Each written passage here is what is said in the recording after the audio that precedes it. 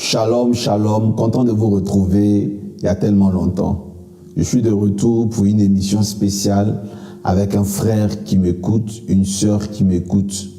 Tu vas te connecter, soyez très nombreux à vous connecter, soyez très nombreux à partager cette vidéo car j'ai une chose à vous dire. Nous allons entendre beaucoup de choses, beaucoup de secrets qui vont encore nous élever, encore nous édifier. Welcome, bonne arrivée. À ceux-là même qui viennent de nous prendre en marche, nous sommes dans les chroniques du prophétique. Et si tu viens d'arriver, voici pour toi le spot, la pub. Il y a celui qui lit pour vous enseigner et il y a celui qui écoute pour vous parler. Voilà la nuance entre le prophète et un docteur ou un pasteur. Ce que nous croyons comme étant de l'exagération de la nouvelle génération. Ce que les gens croient être de la dérive n'est peut-être pas de la dérive, mais de la méconnaissance du prophétique. Et je m'explique. Depuis les années 80 et 90, nous avons tous grandi dans des églises cartésiennes ou dans des églises traditionnelles ou dans des églises anciennes. Je prends le cas même de l'église catholique. Jamais au moyen séminaire ou au grand séminaire il est sorti un prophète. Non. On sait qu'il y a des exorcistes, les abbés, les curés, les évêques. Prenons l'église baptiste œuvre mission n'a jamais consacré un prophète. Non. L'église Assemblée de Dieu a toujours formé des pasteurs. Donc nous n'avons pas été habitués à voir le prophétique. Nous ne connaissons pas le prophétique. Nous sommes méconnaissants du prophétique. Et quand nous regardons dans le background de l'église, nous ne voyons pas là-bas des prophètes. Nous avons un background un peu, non pas erroné, mais incomplet. Donc aujourd'hui, nous voyons le Seigneur qui est en train de susciter des prophètes et il y a la panique. Les gens ne connaissent pas le prophétique. Les gens ne savent pas ce que c'est que le prophétique. Donc ils ignorent les actions prophétiques. Ils ignorent que les prophètes sont les mystiques de l'église. Et il était important que je recadre cela durant ces jours. Waouh! Ce spot est tellement complet, ce spot est tellement explicite que si tu viens de me suivre pour la première fois, si tu es là pour la première fois, tout est dit dans ce spot. Plusieurs personnes ne maîtrisent pas le prophétique, ne comprennent pas le prophétique. Et donc, si vous êtes là, c'est pour apprendre réellement le prophétique. En général, lorsqu'on commence à suivre le prophète lorsque je reste sur eau, au bout de 3 et 4 vidéos, on commence à regretter toutes les paroles dures, toutes les paroles méchantes qu'on a pu dire sur le compte des prophètes ou du prophétique. Alors, welcome, asseyez-vous très bien, soyez très nombreux à partager ce moment, soyez très nombreux à partager ce direct. Je suis très content et très ému de me retrouver devant vous après un long moment d'absence. Je m'étais retiré pour prier, mais aussi pour préparer un nouveau bébé qui est cette résidence, ce centre de prière qui va faire beaucoup de bien à plusieurs personnes, beaucoup de bien à ceux-là même qui ont besoin de calme. Et voici encore pour vous un spot qui explique, qui annonce déjà ce qui va se passer dans ce centre. Tout le monde a pu voir un peu ce spot, alors nous le remettons pour ceux qui viennent de nous prendre en marche maintenant. L'une de mes plus grandes frustrations dans le parcours de mon ministère, ce fut la période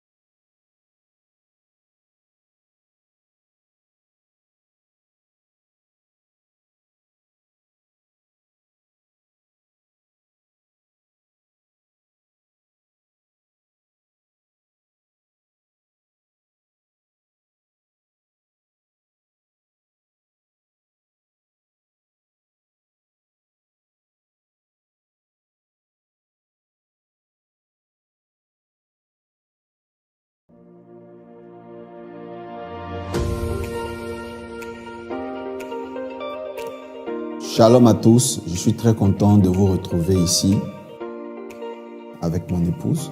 Shalom bien-aimé. Alors nous sommes ici pour vous annoncer une très bonne nouvelle. Enfin, la MRI va bâtir l'église. Et avant de lui laisser la parole pour vous donner les détails, j'aimerais rapidement vous dire combien de fois il est important d'être localisable, d'être localisé. Quand je commençais le ministère, je n'avais pas de maison. Pourtant, j'étais pasteur. Je dormais parfois chez des enfants spirituels et à un moment donné, je me suis retrouvé à me débrouiller dans les rues. Donc, NSDF, le prophète SDF. Et un soir, j'étais en train de dormir à un endroit habituel qui était le complexe de Yopougon quand une grande pluie, une tornade a commencé. Alors, donc, cette pluie me fait fuir et je vais me réfugier dans un kiosque, une baraque. Et là-bas, la pluie m'a trouvé à cause des rafales. Vous ne pouvez pas imaginer combien de fois cette nuit-là, je croyais que j'allais mourir. J'avais tellement froid, je grelottais. Alors je me suis dit, je vais me jeter dehors. J'étais dehors à la belle étoile, en train de prier sous la pluie. Et j'avais les dents qui claquaient, qui grinçaient. Et je disais, ce soir-là, à Satan, Satan, vraiment, merci. Bats-toi, fais l'effort, mais ne me laisse jamais avoir une maison. Parce que si tu me laisses avoir une maison, tu es foutu, tu es mort. Mais je l'ai dit avec une telle force que vous ne pouvez pas imaginer. Et c'était tellement vrai, parce qu'en réalité, tant que je n'avais pas un domicile fixe, je déployais mon onction, mais je ne déployais pas tout mon potentiel. La MRI va connaître le même sort après.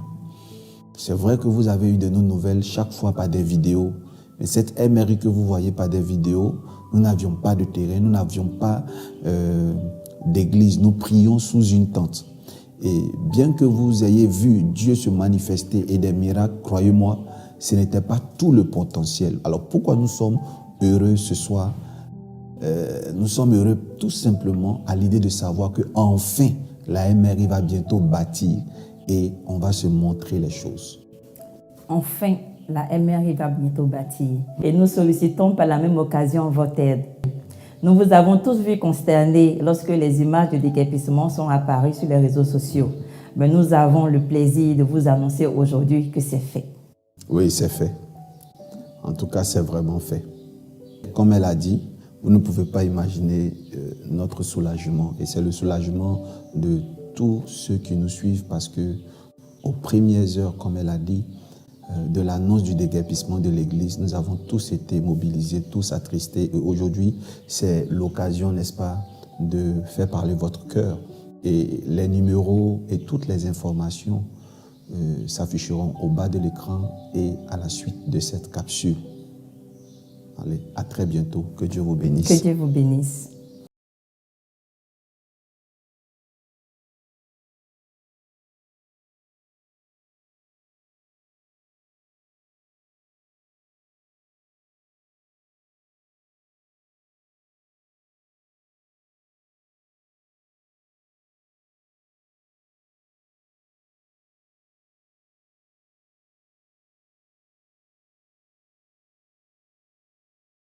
Alors, soyez bénis. Comme vous avez vu, dans ma vie, il y a eu des temps où j'avais besoin d'être seul.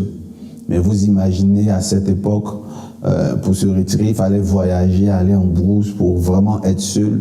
Et le centre de repos, donc appelé La Réponse, est un centre de retraite spirituelle.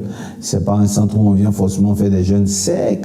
Il y a vraiment un service traiteur qui s'occupe des personnes qui seront logées. Donc tous les pensionnaires auront vraiment un soin particulier, auront l'occasion d'être avec le prophète seul à seul, auront l'occasion de pouvoir discuter avec le prophète seul à seul. Pour tous ceux qui sont à l'Hexagone, en Europe, qui viennent de toute la diaspora, sachez qu'il y a des résidences, donc des chambres qui pourront vous accueillir pour le séjour que vous devez passer, une semaine, un mois. Vous aurez aussi la possibilité pour ceux qui sont sur place, qui veulent parler avec Dieu pendant 3 jours.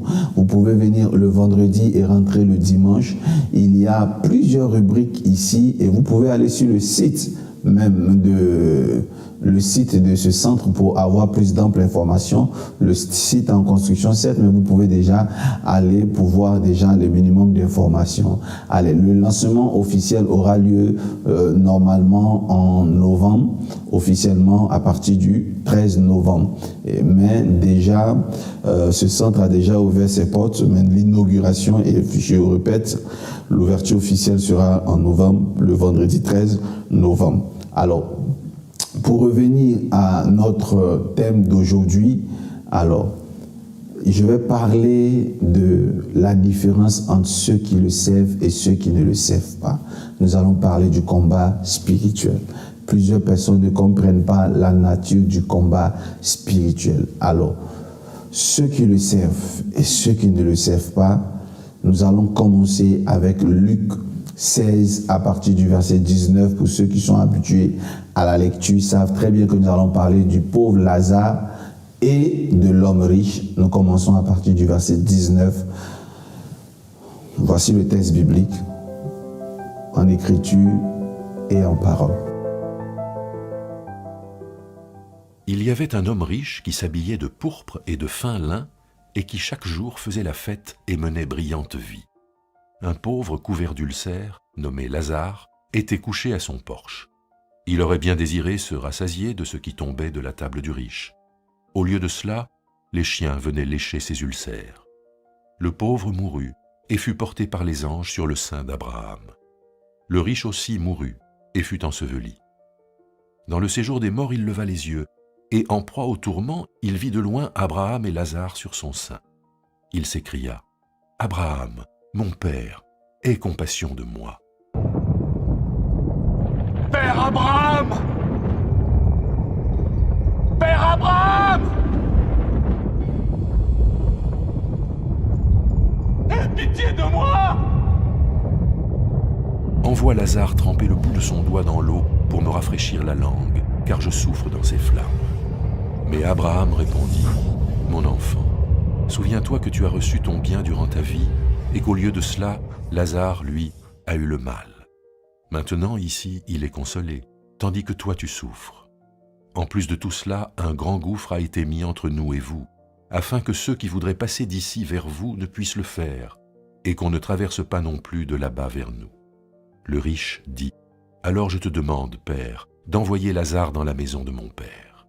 Car j'ai 5 frères, qu'il leur apporte son témoignage, afin qu'ils ne viennent pas, eux aussi, dans ce lieu de tourment. » Abraham répondit : « Ils ont Moïse et les prophètes, qu'ils les écoutent. » L'autre reprit : « Non, Abraham, mon père, mais si quelqu'un de chez les morts va vers eux, ils changeront radicalement. » Et Abraham lui dit : « S'ils n'écoutent pas Moïse et les prophètes, ils ne se laisseront pas persuader, même si quelqu'un se relevait d'entre les morts. » Alors, comme nous avons pu lire et écouter, cette histoire parle d'un homme qui aimait Dieu, un homme qui priait Dieu, un homme qui était converti, mais qui était pauvre. Alors, je peux dire à un chrétien déjà qui m'écoute, la conséquence de se convertir n'est pas d'avoir une vie épanouie et riche.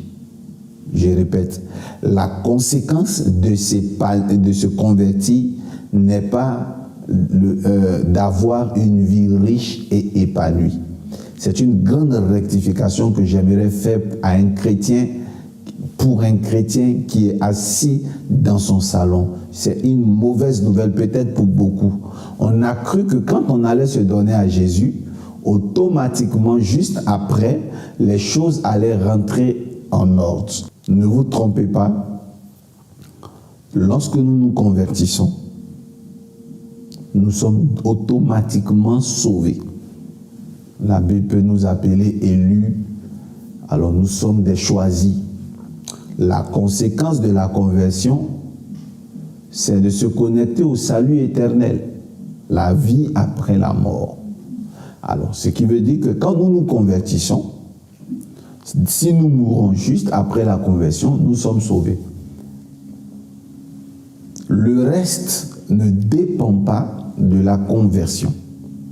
Alors, quand nous revenons dans la parole de Dieu, lorsque nous regardons étape par étape, ce texte biblique que nous avons lu, nous pouvons constater sans contester qu'il existe, et il y en a eu et il y en aura, ce genre de personnes qui connaissent Dieu, ce genre de personnes qui font de l'éternel leur délice, mais qui ne sont pas heureux, qui font de l'éternel leur délice, mais qui ne sont pas joyeux. Et toi qui me regardes aujourd'hui, tu es certainement dans cette position dans ta famille, où tout le monde sait que tu es chrétien, tout le monde sait que tu es le frère ou la soeur zélée de l'église, mais depuis là, pas de résultat. Tu pries, tu jeûnes, tu es même responsable à l'église, mais tu n'as pas de résultat. Alors, le découragement commence à t'atteindre. Il y en a même qui sont déjà découragés mais qui ne veulent pas quitter l'église. Il y en a qui sont découragés mais qui ne veulent pas partir. Ils aiment l'atmosphère de l'église parce qu'ils y trouvent leurs frères et leurs sœurs, des amis. Donc ils sont plus attachés à la fraternité ecclésiastique qu'à l'idéal même qui l'amène à se donner à Dieu, à Jésus. Il y a beaucoup de chrétiens de nos jours qui ont rétrogradé. Vous les voyez assis sur les bancs. Ils ont rétrogradé il y a longtemps. Ils ne sont plus convertis. Ils ont le cœur endurci. Ils ne croient même plus. Parfois, quand le pasteur il prêche, ils savent tous déjà ce que le pasteur veut enseigner aujourd'hui. Tu sais, quand tu es avec un pasteur au bout de 5 ans, tu connais toutes ses prédications parce qu'en général, le pasteur il renouvelle les prédications au fur et à mesure qu'il y a de nouvelles âmes. Donc il refait une mise à jour. Donc parfois quand il commence net, tu sais où il va partir. Les choses deviennent fades, les choses deviennent insipides depuis un certain temps, mais tu es là, un peu découragé. Et aussi, il y a un genre d'harcèlement que tu rencontres dehors de la part des parents et amis. Ce harcèlement-là commence par cette phrase, je dirais mythique, de nos parents quand nous donnons notre vie à Jésus et qu'il y a rien au bout d'un moment donné.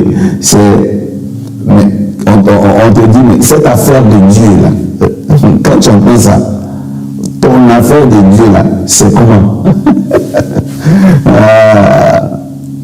Et parfois tu es converti, hein? Tu rencontres un ami de grâce, lui qui est complètement païen d'une autre religion, mais qui est vraiment tout frère, qui a vraiment évolué. Quand il te rencontre, il te demande, on dit quoi? Tu deviens quoi? Tu sais, la question, on la pose à tout le monde. Mais en général, quand tu as été le premier à te convertir au lycée, très zélé dans les cellules de prière, de l'école, à l'internat, quand tu étais la plus zélée et que tu n'as pas du tout évolué sur le plan social et que tu rencontres quelqu'un même que tu évangélisais qui refusait de donner sa vie à Jésus et qui n'a pas donné sa vie à Jésus jusqu'au jour d'aujourd'hui, cette question te frustre. Franchement, c'est frustrant. Alors, dans cette émission, les chroniques du prophète, vous avez toujours des codes et des clés pour vous mettre à jour, une mise à niveau, pour que ce genre de malheur, moi j'appelle ça d'opprobre, cesse dans notre vie. Alors, concentrez-vous sur cette émission, asseyez-vous et invitez vos amis, invitez vos frères et sœurs, invitez-les maintenant. Soyez nombreux, je vous donne 60 secondes pour pouvoir inviter vos frères et vos sœurs. Je vous donne 60 secondes pour pouvoir inviter le maximum de personnes. Nous allons les inviter, nous allons leur demander de venir maintenant même avec ce spot sur les chroniques du prophétique une fois encore. Et je fais exprès pour ceux-là même qui viennent de prendre en marche l'émission.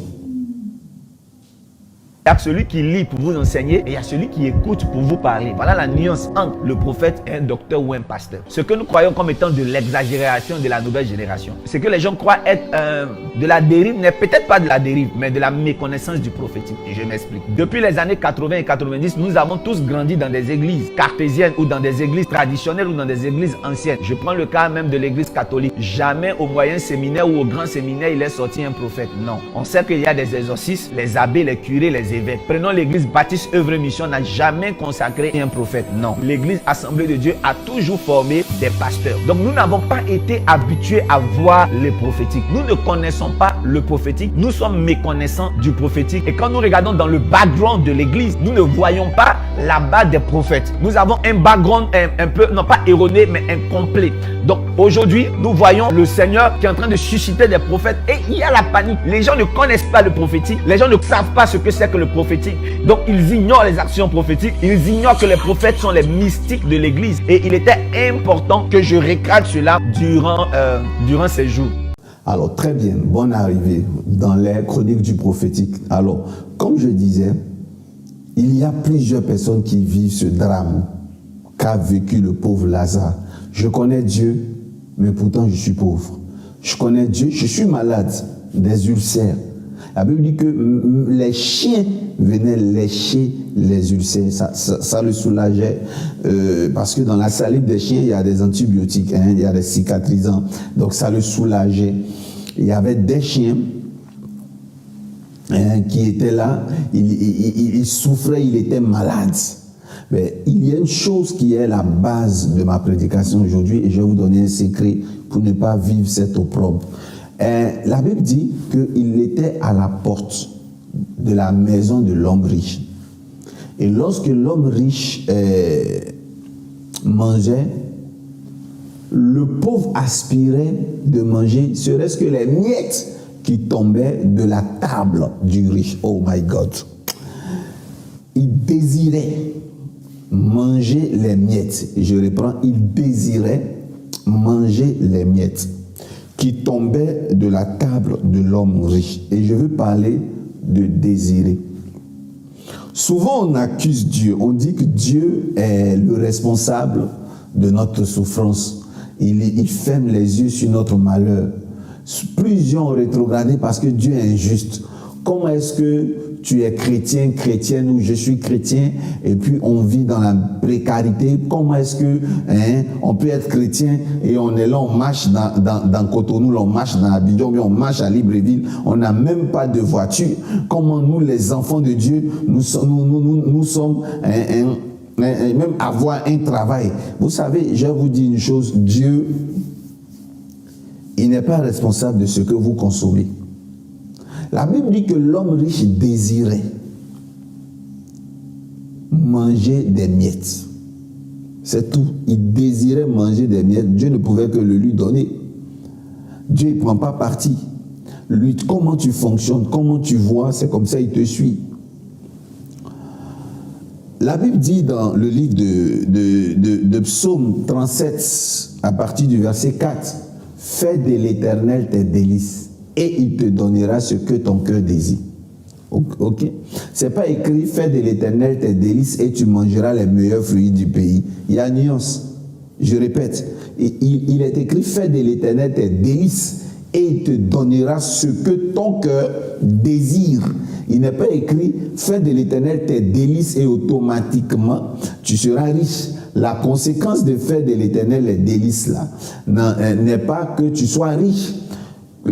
Tu fais de l'Éternel les délices, il exauce les désirs de ton cœur. Alors, lorsque nous prenons l'histoire de Bartimée, Bartimée était aveugle. Oui, Bartimée était aveugle et il était aussi mendiant. Donc, deux grands problèmes de société. Il ne voyait pas santé et il n'avait pas l'argent, pauvreté. Donc, sa situation sociale était bien plantée dans le décor. Quand il entend parler de Jésus, lorsque Jésus passe, pendant que certains sont préoccupés à faire ce qu'ils ont à faire, comme de nos jours, d'autres étaient dans leur téléphone, ou d'autres étaient devant leur ordinateur, devant la télé, d'autres s'en foutaient de lui.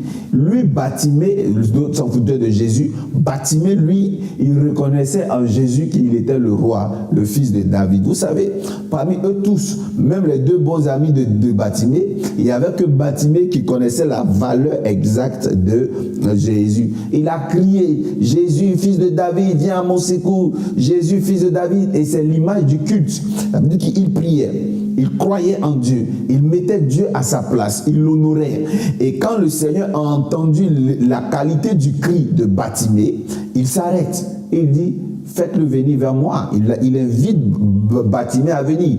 Mais lorsque Bartimée arrive, voilà ce que le Seigneur Jésus dit. Que veux-tu que je fasse pour toi? Que veux-tu que je fasse pour toi? Vous savez, un homme aveugle, on le reconnaît. Déjà quand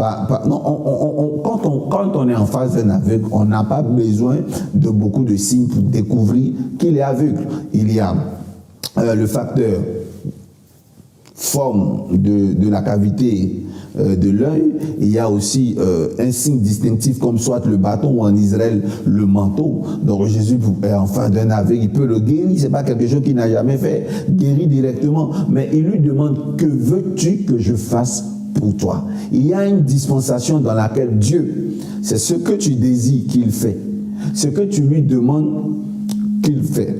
Mais maintenant, il y a une chose que vous devez savoir. Ce que vous demandez, ce que vous pensez, ce que vous adoptez comme désir est exaucé par Dieu. Maintenant, si vous ne savez pas désirer, il y a un problème. Voilà pourquoi il y a un texte biblique qui dit, vous demandez, vous n'êtes pas exaucé parce que vous demandez mal. Aujourd'hui, je vais vous expliquer. Il y a un problème de perception qui doit être enseigné. Et pour le mieux l'enseigner, le texte biblique est le mieux choisi. Vous voyez, il ne désirait pas manger à la table de l'homme riche. Il n'avait pas émis ce rêve en aucun moment. Tout ce qu'il désirait, c'est manger des miettes. Donc, ce qui tombe de la main. Vous savez, déjà, la mentalité est un problème. Qu'est-ce qui peut faire que beaucoup de chrétiens sont en retard?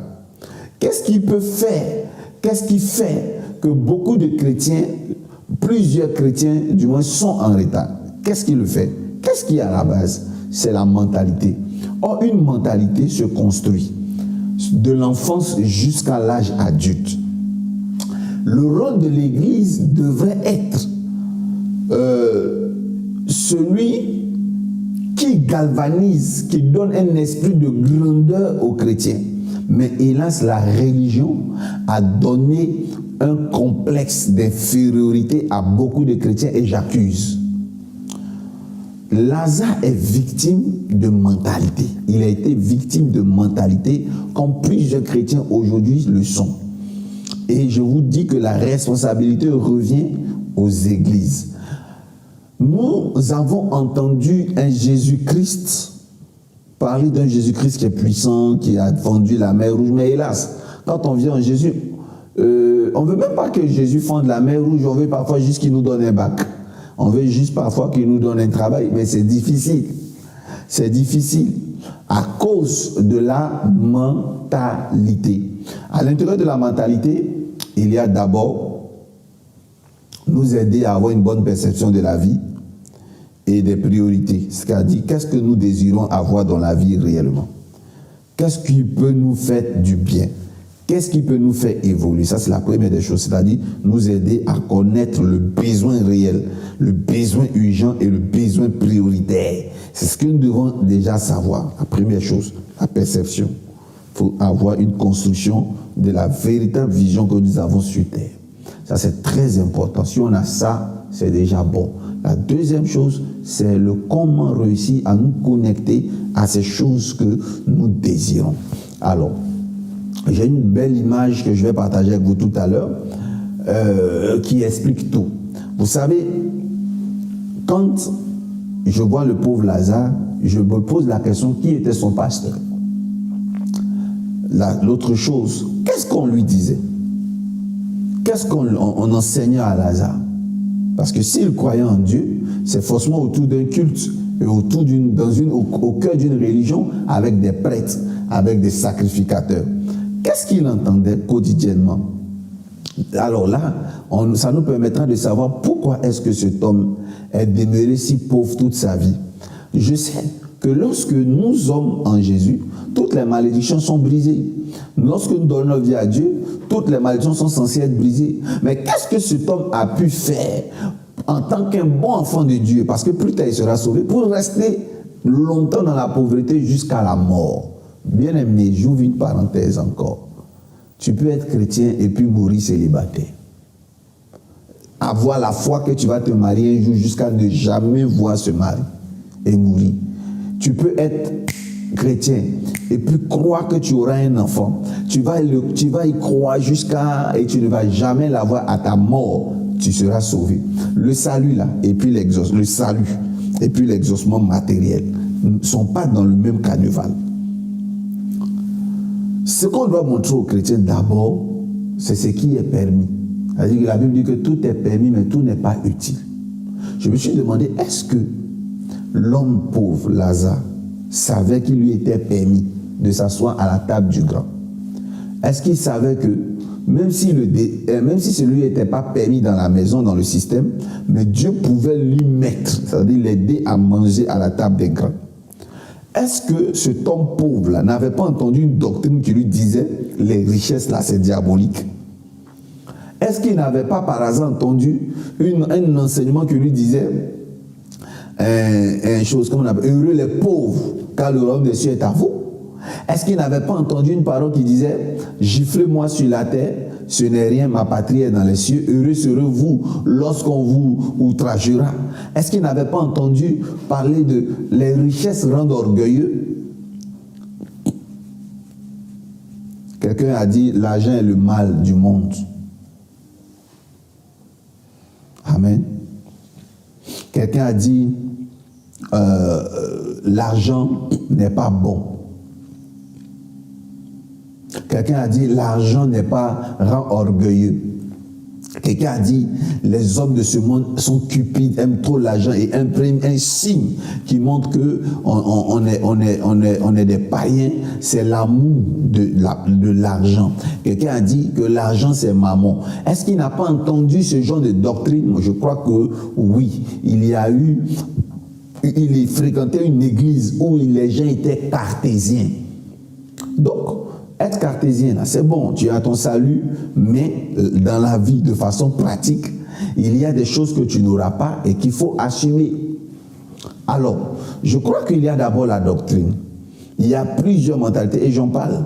Il y a plusieurs mentalités, des mentalités précaires, grégaires, ambiguës, exiguës, des mentalités vraiment que nous allons contracter dans des églises, et c'est bien dommage. C'est bien dommage.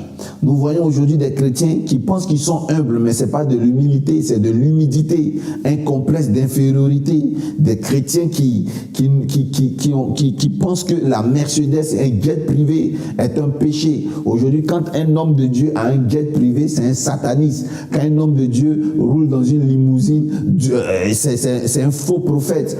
Quand un homme de Dieu s'habille très bien en costume, c'est un faux homme de Dieu. Je connais une communauté où, chez eux, quand tu es un homme de Dieu, tu t'habilles dans un pantalon vraiment très droit, vous voyez un peu avec une chemise en pagne et saharienne ou une chemise pagne avec une grosse Bible sur toi, avec une démarche de piété, tu es un prophète. Mais quand tu portes par exemple un costume avec une chaussure qui brille, avec une montre qui brille, tu n'es pas un bon prophète, tu n'es pas un prophète crédible.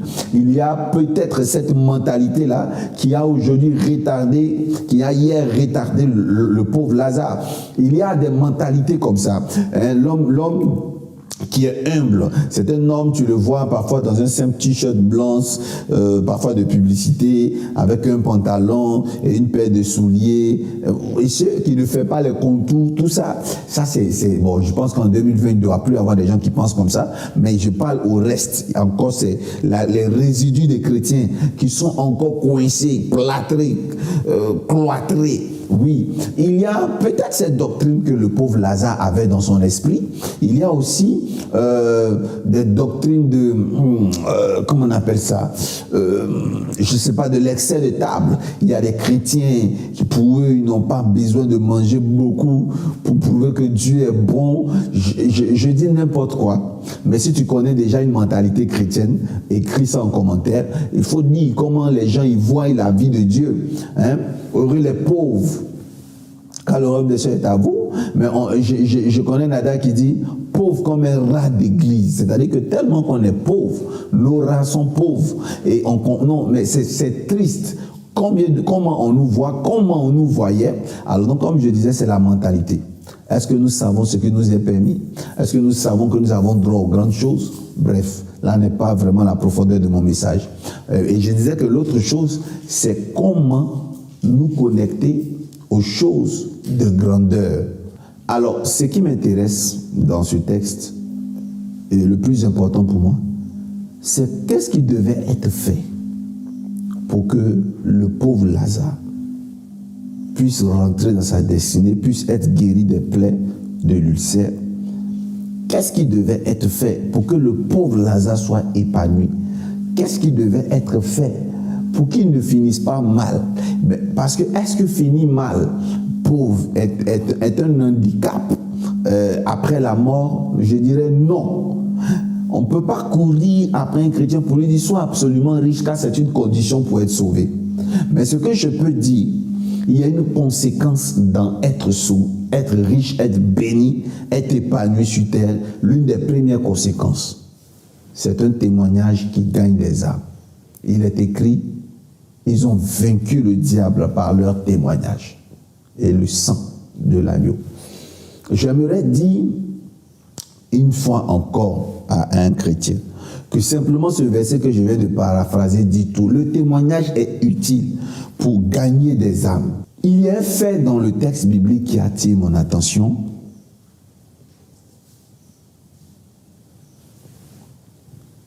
C'est l'homme riche qui se retrouve en enfer et qui se retrouve du moins dans le séjour des morts, et à cause de la souffrance, il supplie Abraham, qu'il a aperçu plus tôt, et l'homme, le pauvre Lazare, de faire partir le pauvre Lazare sur terre pour évangéliser ses 5 frères. Et Abraham lui dit, ça ne vaut pas la peine, puisque eux, les 5 là, ils ont déjà Moïse et les prophètes. Il veut parler des livres. Et il lui dit, et l'homme riche lui dit, non, si quelqu'un revient des morts pour évangéliser, ils vont mieux croire.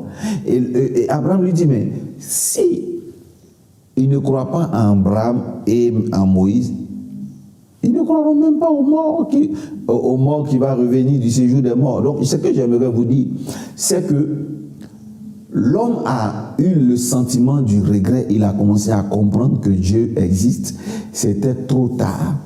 Alors, moi, j'accuse Lazare. Je dis que l'homme riche aurait pu être converti de son vivant, si seulement si celui qui présentait Dieu avait un bon témoignage, si seulement si celui qui présentait Dieu avait fier à lui, si seulement si celui qui représentait Dieu sur terre avait fini par guérir de ses ulcères et avait fini par être riche autant que le pauvre, autant que l'homme riche. Vous serez d'accord avec moi sur ce point-là. Je crois que notre épanouissement, notre conversion peut amener des parents dans notre famille à se convertir.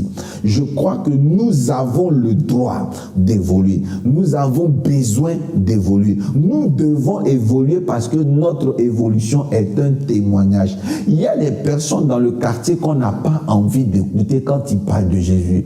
Parce que témoignage zéro, caractère zéro, évolution zéro.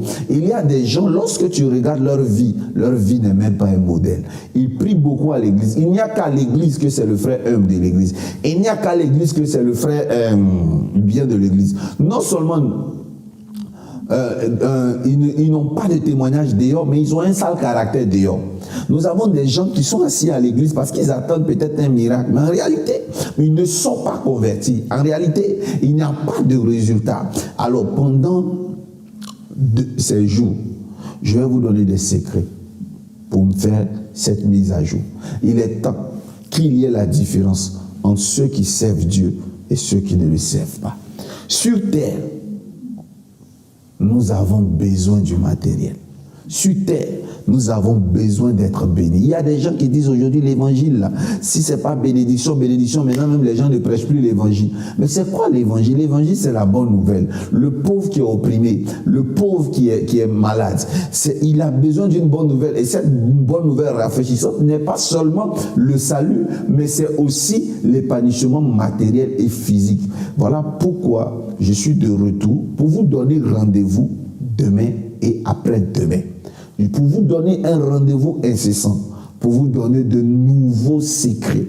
Comment enlever l'opprobre et marquer la différence entre ceux qui servent et ceux qui ne servent pas Dieu. Regardez un peu les musulmans. Ils sont au centre de l'économie dans toutes les nations. Si tu me suis, que tu es un Africain, même partout dans le monde, les musulmans sont numéro 1. Vous voulez qu'ils se donnent à Jésus. Chez eux, on parle de l'enfer. Chez eux, on parle du paradis. Chez eux, la sanctification existe, le jeûne existe. Ils croient à un salut chez eux, qu'ils seront sauvés. Bon, toi, tu leur dis que c'est Jésus qui est le meilleur salut. Bon, ok, d'accord. On est d'accord que toi, ton Jésus est le vrai salut. Mais quand on regarde l'échantillon de vie, quand on regarde ce que vous êtes ici, le musulman préfère rester. Voilà pourquoi il est difficile d'amener des musulmans à être convertis. Parce qu'ils ont une Torah. Ils ont un Coran qui ressemble à la Torah. Ils ont le salut qui est prêché et ils ont l'enfer et le paradis. Ils jeûnent, ils prient, mais ils ont le centre de l'économie. Pourtant, ils sont fils d'Abraham comme nous. Leurs secrets ne sont pas des secrets qu'ils ont inventés, mais qu'ils ont copiés à Israël. Parce que l'islam est né récemment. Alors, moi, maintenant, ce que j'aimerais dire à une personne, si tu veux véritablement comprendre, si tu veux véritablement changer de vie et avoir accès à l'évolution, avoir accès à la transformation matérielle au point de réussir à être un témoignage dans la famille, il faut d'abord m'écouter toutes les vidéos avant qu'on se retrouve là. Va checker sur YouTube. Si tu viens de me découvrir, calm down, sois calme et écoute chaque vidéo. Tu vas comprendre l'homme, tu vas comprendre son message. Maintenant, tu vas te préparer pour demain. Demain, nous allons continuer le thème marquer la différence entre celui qui me sert et celui qui ne me sert pas. Vous allez connaître le véritable combat spirituel. Nous combattons spirituellement sur terre, pas pour avoir du salut. Nous combattons sur terre, pas pour conserver notre salut. Non. Notre salut là, quand Dieu a décidé de nous le donner là, il nous le donne. Nous le protégeons, nous le conservons, nous l'entretenons, certes, par une vie qu'on appelle la sanctification, mais il y a une autre vie, la prospérité. Comment nous connecter à la prospérité, à l'épanouissement, à la fécondité, à l'enfantement? Pourquoi nous n'avons si souvent pas été exaucés? Qu'est-ce qui a manqué? Ces problèmes pourraient venir de la première mentalité que les enseignements ont dû nous donner. À partir de demain, ton esprit sera renouvelé. Si tu es d'accord, donne des j'aime pendant 60 secondes. On va se montrer les choses. Avoir une vie comme le pauvre Lazare est une malédiction. Comment sortir de cette vie? Comment échapper à cet opprobre? Comment échapper à ce malheur? Demain, nous allons donner des détails. Je vais vous donner des secrets. Je vais vous dire comment on parle à la terre. Je vais vous dire comment on prie. Je vais vous dire qu'est-ce que Lazare aurait dû connaître et aurait dû comprendre. L'indice se trouve par la couleur de l'habit de l'homme riche de son vivant. Et vous allez comprendre que c'est vrai que c'est un drame, que l'homme ait été riche, qu'il ait vécu bien, qu'il se soit retrouvé dans un lieu de tourment. C'est un drame. Mais j'aimerais vous dire que sa vie qu'il a vécue sur terre est une vie que toi, tu devrais vivre. Une vie que le pauvre Lazare aurait dû vivre pour être équilibré. Répète avec moi, je veux être un chrétien équilibré. Nous allons commencer à prier. Prions le Seigneur. Seigneur, je ne veux pas finir comme le pauvre Lazare. Seigneur, je ne veux pas finir comme le pauvre Lazare. Au travers de cet enseignement, le prophète Doski attire notre attention sur le fait que je peux être une chrétienne fervente mais souffrir les ulcères de la vie. Je peux être une chrétienne fervente et mourir pauvre. Je peux être une chrétienne fervente et finir endettée dans ma vie. Je refuse cela ce soir. Ouvre mon entendement afin que la pensée exacte de la prédication de ce soir m'atteigne. Seigneur, je prie maintenant pour ma vie. Prions le Seigneur. Prions ensemble le Seigneur. Éternel, je prie que Dieu de gloire, tu agisses dans ma vie. Je ne veux pas finir comme Lazare. Je refuse de finir comme Lazare. Lazare n'est pas un exemple sur terre. Il a été sauvé, certes, mais je ne veux pas être comme Lazare, Seigneur. Délivre-moi des ulcères, délivre-moi des plaies, délivre-moi de la famine. Je ne veux plus désirer les miettes, mais je veux maintenant manger à la table des grands. Non, je ne veux même pas manger à la table des grands seulement. Je veux que les grands viennent manger à ma table. Au nom puissant de Jésus-Christ de Nazareth. Quelqu'un dit, je ne suis pas Lazare. Et répète encore avec moi, j'accuse Lazare. Je crois que c'est à cause de Lazare que l'homme riche n'a pas pu se convertir. La vie de Lazare ne donne pas envie de se convertir. Demain, on va se montrer les choses. Vraiment que Dieu vous bénisse. Vous avez très bien fait d'être là. Je suis très content de vous avoir retrouvé. Vous savez, toujours, quand je commence un nouveau thème, la première vidéo est une belle introduction, une forte introduction. Mais je sais que demain, vous allez être là. Alors voilà une clé, ce que vous devez avoir demain sur vous. J'aimerais vous inviter déjà à avoir de l'eau à côté de vous, et pour cette semaine, de l'huile et du sel. Je répète, de l'eau à côté de vous, de l'huile et du sel. Ce sont 3 choses que vous devez avoir pour demain. Je vais vous donner des instructions extraordinaires.